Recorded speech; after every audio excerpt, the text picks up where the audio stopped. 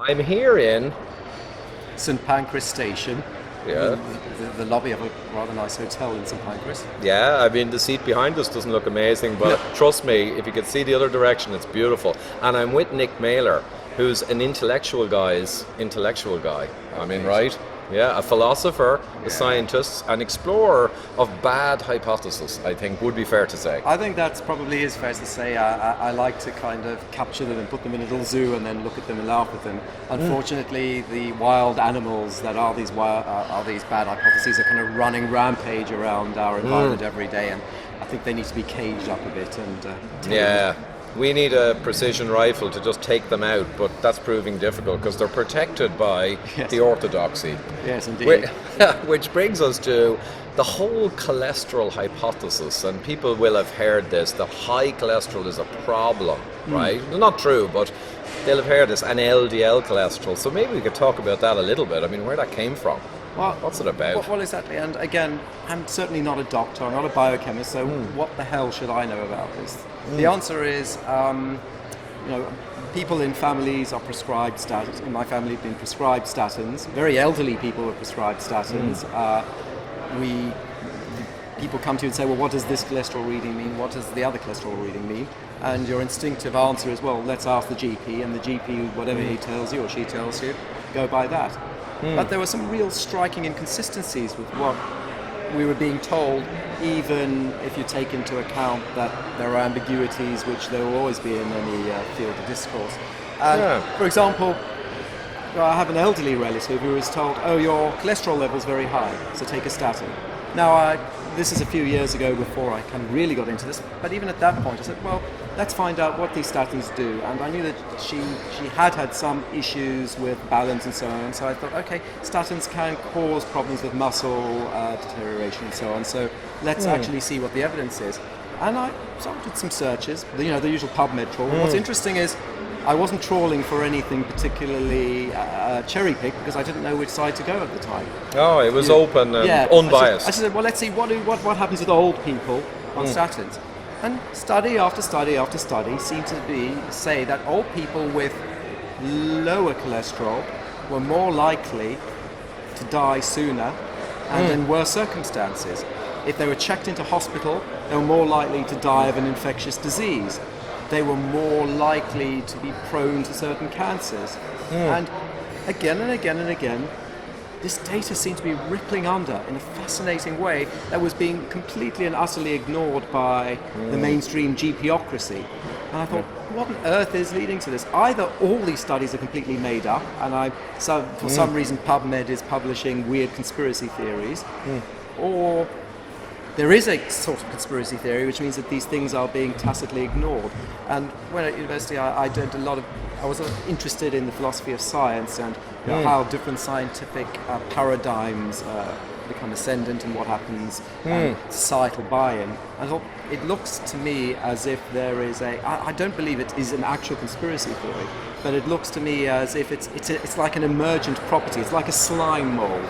Every actor in this is not thinking, oh, how am I going to distort the truth in order to make lots of money from my pills, or how am I going to distort the truth to sell these pills to my patients to get CQB points or whatever.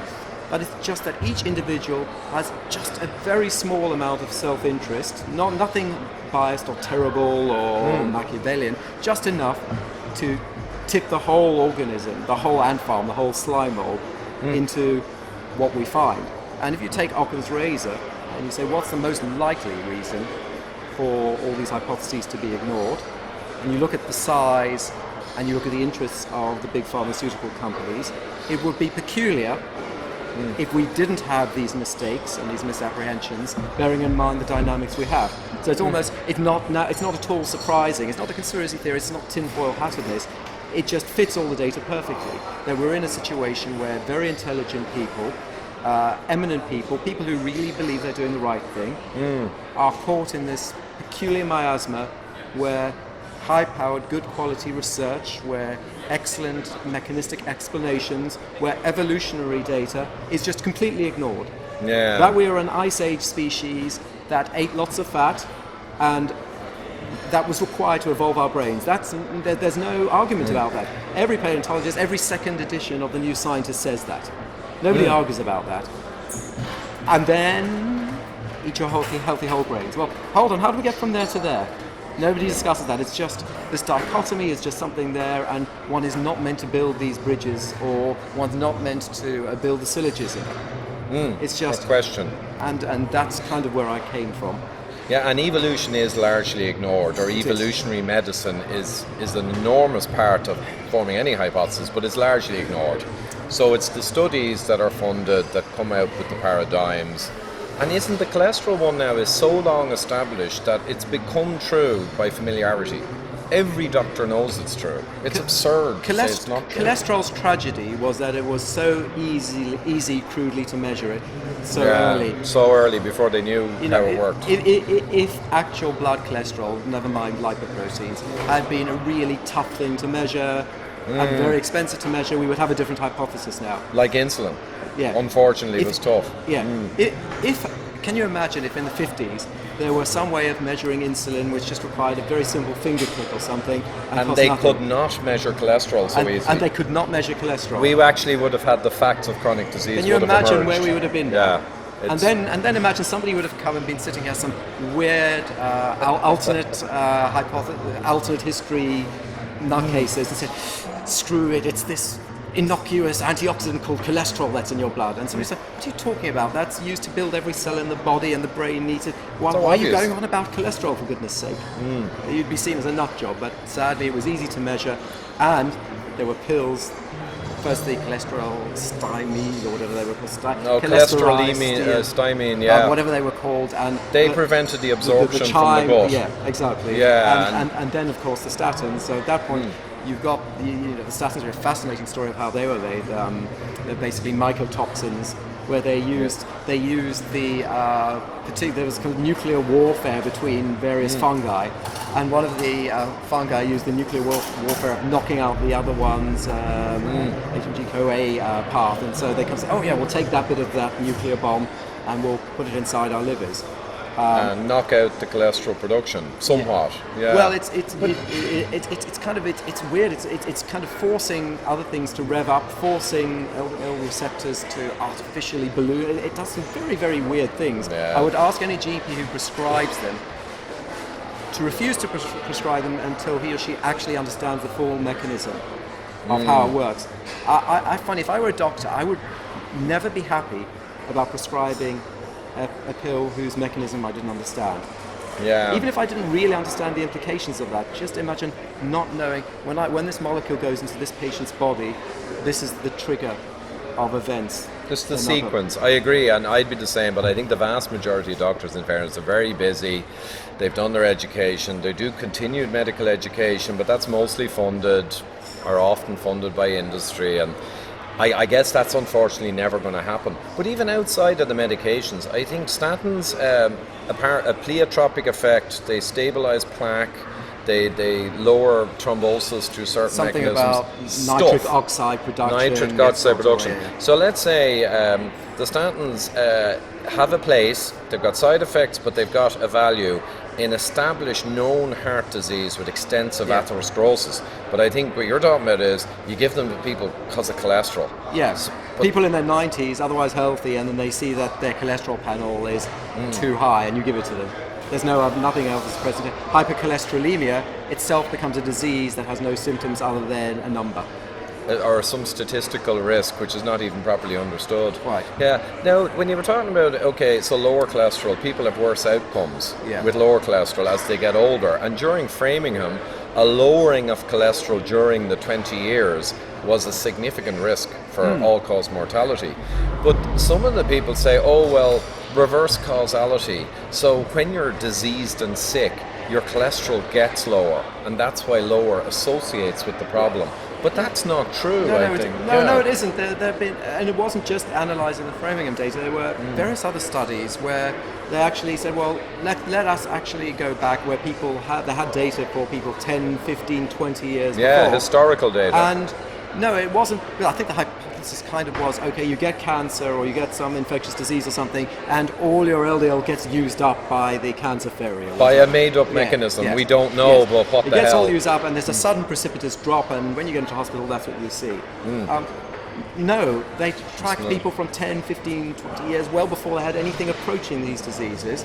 And what was very clear was that if you had a consistently low value, then you were more likely to succumb to these diseases. And things like infectious diseases in the elderly, and especially as we get more entangled with things like MRSA, and as we realize that our traditional antibiotics aren't working, we're going to have to look everywhere for alternate methods of helping the immune system to get rid of these things. And something that's been barely discussed or barely researched, but there's enough of it, is the LDL particle is not just a particle in your body that wants to give you heart disease or wants to put evil cholesterol in your arteries, but it actually has it may well have an important part in the immune system. Right, I have read of that, yeah. Something to do with when pathogens affect the lipoprotein in certain ways and damage the lipoprotein in certain ways, there are other systems in the body that can detect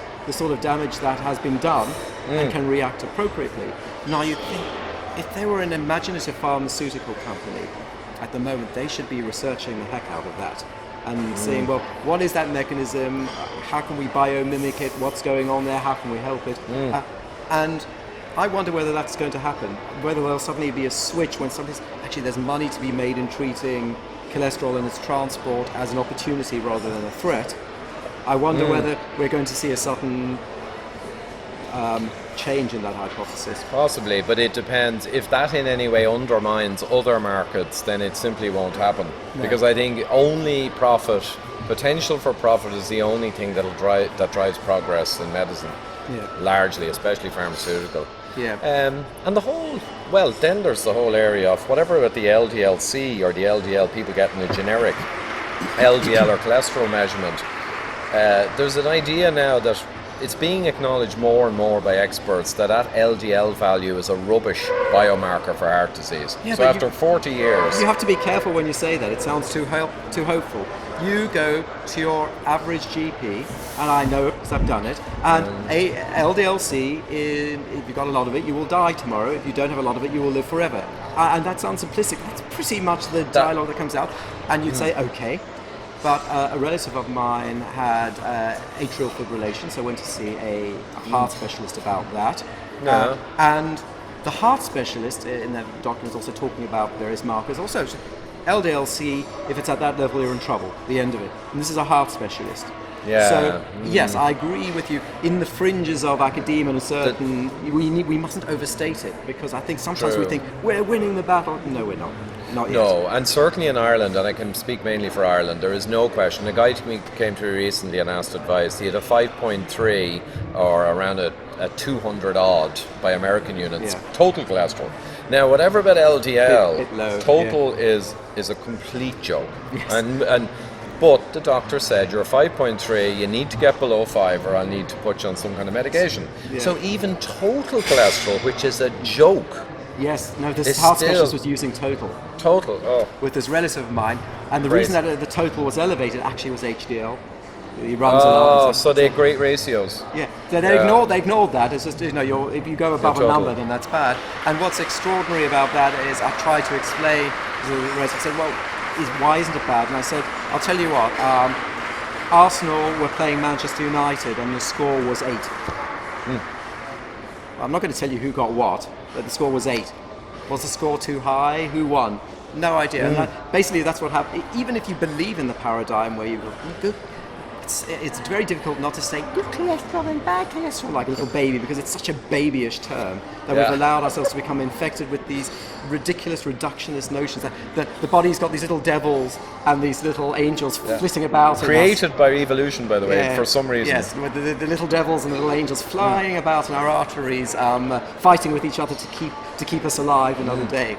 It's a very attractive proposition when you put it like that. But that's what people that's the simplicity. Think about the power of analogy. That is actually what people are thinking. Yeah. Good and Doctors bad. envision that, and they believe it.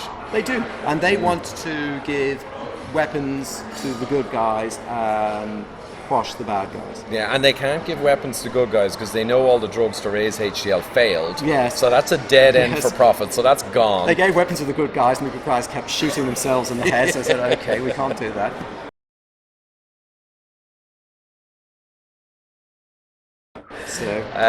So all they can do is keep running after the imaginary bad guy. But then suddenly, the ones who are really clever, as you say, realize it's not the good guys and the bad guys, it's which tank they're in. And they're fighting each other. The lipoproteins. Exactly, and some of them are packed into this tank, and some of them are just driving with 3 people in the tank. Okay, then we're at least getting somewhere, then we can have a conversation. But then, of course, the conversation itself becomes a bit of a joke, because it's what we call it, never mind tanks, we call it the BB gun hypothesis, that people are shooting, these things are like pellets that are being mindlessly shot into your arteries, and so the more you've got of them, the more likely you are that will then cause atherosclerosis or rupture or whatever, and then the scabbing over and blah blah blah. And that whole thing, I find it uniquely absurd. So the LDL is just measuring what's in the lipoprotein, the LDL particles. Worse than that, of course, it's most It's of an the estimation. Yeah. It's not even real. Kind of every time you say something, it's worse than you even say. Yeah, it's even worse than It's a bit even of a we joke. see it. But let's even take the best case. Let's scenario. give them the best, and Yeah. it's still junk. But if you then count the number of these LDL particles, it's a better correlator with bad outcomes. It is. A better correlator. But it's also the best reflector of insulin resistance. So it's hopelessly confounded with insulin resistance, because if insulin resistance drives high particle number is going to correlate with disease. But how do you know it's not just because of the insulin resistance? And no one has that data after decades studying it, just, supposedly. And every time you look somewhere, you find insulin resistance. As I was telling you yesterday, there was a documentary about progeria, which is this disease which young kids start looking like old men, and by the time they're 30, they're dying. It's a tragic disease. It's very few people have it. It's a genetic mutation. Rapid aging. Or let's having the effects of rapid aging. And I said, well, what are these people actually dying of at the age of 13 or 40? What is it that's happening that finally causes death? The mechanism. Rapid aging itself is not a cause of death. There's got to be a mechanism. Yeah. So I looked, and again, it says heart attacks caused by atherosclerosis or strokes caused by atherosclerosis. Right. So that's the driver. So I thought, why are they getting this atherosclerosis? And then I looked up again, and I did some searches. What is a key finding of everybody with progeria? They have massive insulin resistance from day one. So enormous insulin resistance, way beyond any normal person. So with then they have abnormal shapes of cells. All sorts of other things are going on, which are part of this. But again, it's fascinating to see that even in a disease that's supposedly so unconnected from the normal day-to-day, I've eaten my Krispy Kreme and now I've got a heart attack. The rarest of diseases, with the most fascinating and horrifying outcome, still when you look into its core, you find insulin an resistance again. insulin-resistant route. Kind of player. Now, again, I'm not going to say, of course, not the cause necessarily. No, but there is something there every time we look. I've always been very fascinated with, I've told you this before, Cynthia Kenyon and the worm the studies. experiments on her worms. And the great thing about worms is that you can go through a lot of generations very quickly, and you can really isolate variables well. And it was very simple. Worms with more chronic insulin died sooner. Always, with no exception. Pretty much no exception. Of course, then she changed her diet, which is interesting. After doing the experiment with the worms, she immediately went to low carbohydrate because she knew she could lower her insulin, and that was the biggest game in town. Exactly, and so sometimes people, I think, go, okay, well, low carbohydrate, that's the answer, but it's part of an answer, but it's really part of a toolkit, like intermittent fasting and certain sorts of exercise, and getting rid of too many omega-6 food and things like that. Oh yeah, there's a constellation of things. Exactly. Probably 10 big ones though. What are you doing with that toolkit? What you're doing with that toolkit is you're saying, we know that people who live longer have insulin that is treated as basically, well, if you don't live longer, it's kind of chronic and chaotic and reactive.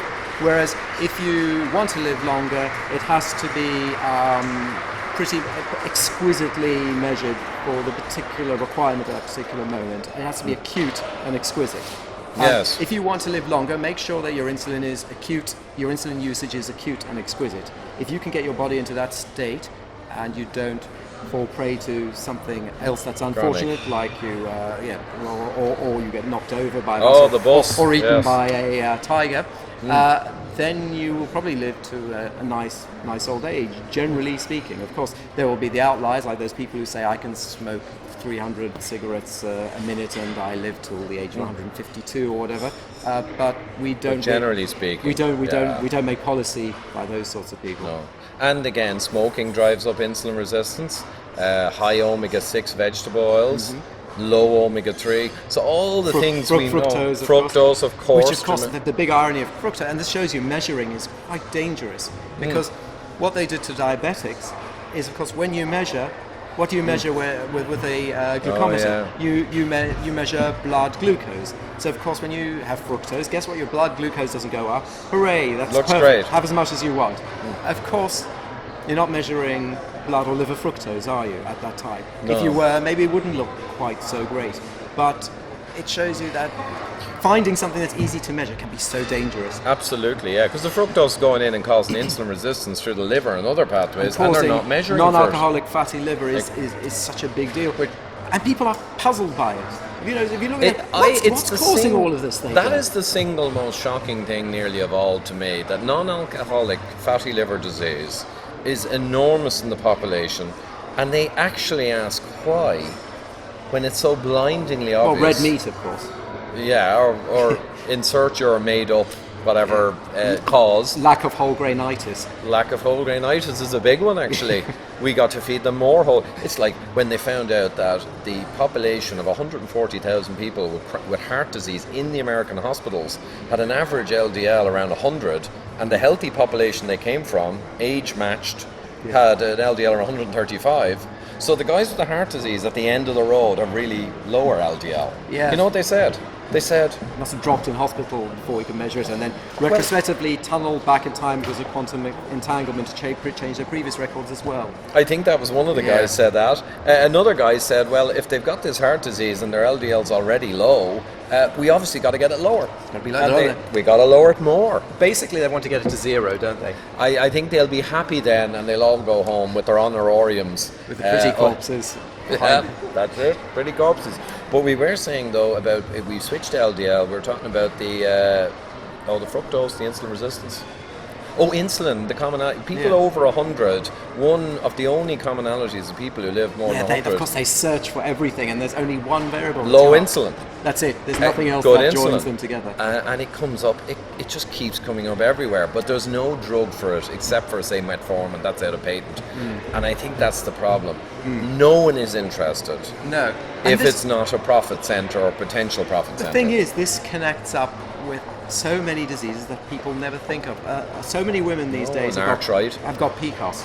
Polycystic ovarian syndrome, and hyperinsulinemia. And we had a friend who suffered from this, and she was put on metformin, and I said, look, just go cut out your carbs as much as you can. Bring up your healthy fats. Yes. To work out. Cut out your carbs. They were trying for children for 3 or 4 years. It sounds like such a corny story, but like a month and a half later she was pregnant. Now her doctor, God bless him, said, I don't call it PCOS, I call it insulin derangement syndrome. Oh, her doctor then is knowledgeable. Seems to be more knowledgeable. I call it insulin derangement syndrome. Excellent. And it's amazing. It just keeps popping out wherever you go. Insulin pops out. Now, I worry about this because I then bring in my original philosophical skeptic mind. I say, okay, if something looks too convenient, we've got to push hard against it. We've got to find if there are any black swans flapping behind insulin here. Yeah. But it's a tough one. It's a tough one to find. And I'm not going to say I would be surprised if it were suddenly completely discounted from the picture, but I wonder whether it might again be a symptom of something systemically even deeper, and that I don't know. Possibly, but if it always reflects that systemic, deeper thing, then you know how can to still get to that. use Yes, it. exactly. So even if you're wrong, you'll be a million times righter than cholesterol. Well, I yes. mean, that is just such bullshit. But anyway, Yeah. but insulin, yeah. I thought about that too, and I spent a couple of years now trying to find the black swan. Now, it's easy to find black swans for cholesterol, and even ApoB, the LDL particle count. I've got a pile of papers that are black swans. But interestingly, when you find all these papers, a case control of diseased people versus none, and their ApoB is the same at the end stage, what always is still different is insulin. So it's like insulin is a risk, big risk early on, and after 20 years you see bad outcomes relate to the early insulin. But also at the end of the prospective studies, the people at the end who are screwed, their insulin's high. It all agrees, but cholesterol, the sign changes all over the place. One of the most impressive charts that you ever did was that 3D stack chart of showing LDLP and insulin status over time. If you remember that. It's a while and back. There was one quadrant that just kind of stayed low, and there was people who, it pretty much didn't matter what your LDLP was. I think that was from Quebec cardiovascular study. If your insulin was low, right, having a high ApoB particle count or low didn't matter. It didn't seem to matter at all. But if your insulin was high, then the ApoB counted, which makes sense. Which when we talk, I mean, people like Dr. Dayspring who are very knowledgeable, and indeed Peter Attia, they still get stuck in. It's ironic, bearing in mind it's the BB gun stuck in the artery hypothesis. The dangerous particles. Doesn't that sound a little too simplistic? One asks oneself. Surely one would want to look for context, even if one didn't believe that it necessarily was much more complicated. You've got to look for context. So let's look for, as you like to say, let's look why are things on fire? At which point it gets very easy for the ApoB particles to become damaged, to do damage, and so forth. Or are we really just saying that it's just a gradient effect and that's the end of it, and let's stop arguing? And every time you bring up that sort of context, and you bring it up online or often, I'm torn in their side. But what's interesting is they say no, go away. It's just if you're more statistically likely to have an LDL particle there, you're more statistically likely to have it do damage. That's the end of it. And that's so unconvincing. And I'll tell you another reason why it's so unconvincing. They speak as if the science of lipoproteins and apolipoproteins is so well understood, it's well defined, there's nothing more to be discussed about it. How many letters are there? Do you know what ApoD does? Do you know what ApoH does? ApoD is a great mystery. It has something to do with some part of HDL. ApoH has got something to do with clotting.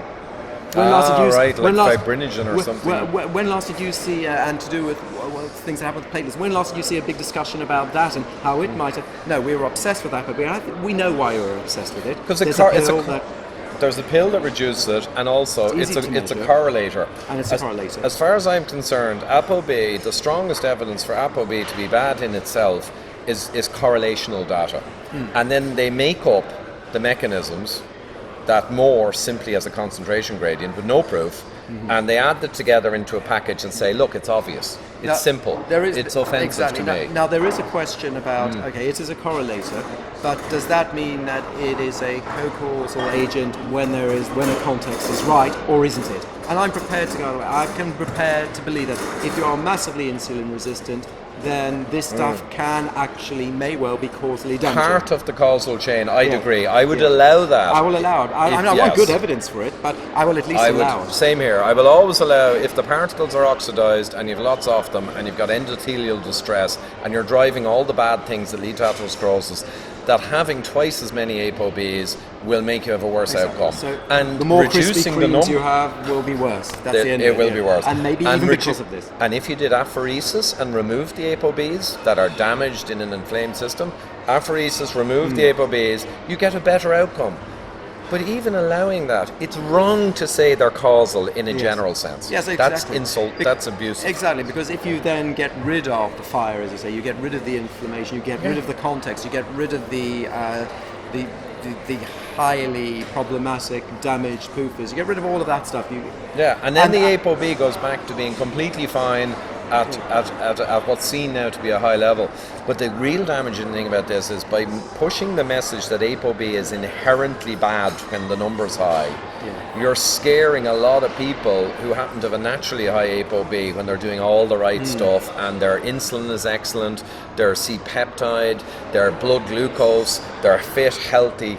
Every measure triangulated says you're in great shape, and we know it. Yes. But the ApoB is high on its own. Yes. And some people want to say that's a problem. Well, and of I course. say you have no evidence that that's a problem. And then what isolated. Yeah, exactly. And what they say to those people is they drive them to do things that may, ironically, be much more damaging than what they think the theoretical effect is. Go and take a statin to drive that one number down. Go and cut back on various good quality fats and maybe up your starches. Fear your food, traditional food. And that's it. But the statin as well, again, David Bobbitt, a guy who's helped me with some of this work, strongly believes you should get a statin when you've proven heart disease. So you had a heart attack, an atherosclerotic event, or a calcium scan shows that you've advanced disease. And then you get the statin to deal through the non-cholesterol pathways to stabilise the plaque. I'm happy to believe that. I'm prepared to believe that. Oh, and I'm okay with that too. But again, here's my problem even with that. I agree with that with the following proviso. What one notices is when certain categories of drug drop out of patent, then as the years pass by, the significance of their effect drops and drops and drops until they pretty much reach placebo. That happened with SSRIs and various other things. Here's my bet. In 10, 15 years' time, when somebody gets a bit bored and does a little bit more research on what statins actually were or weren't doing, I think it'll be difficult to pull a good signal even out of at-risk patients. So you heard it here first. That's my prediction. 10, 15 years' time, I think people will be saying, something weird's happened. There's a paradox. They used to help people, but they don't seem to help people anymore. Which is actually what people have said about certain classes of drugs. Why are these drugs not helping people anymore? Well, the placebo effect is getting stronger apparently, but some of those are in psychological because the placebo effect can get stronger. I'm not saying that. I'm not saying that necessarily will be the case. I'm saying it may well be the case, but I'm perfectly happy to accept that there are things within statins that are absolutely nothing to do with lowering blood cholesterol that may be ameliorative when you're on fire.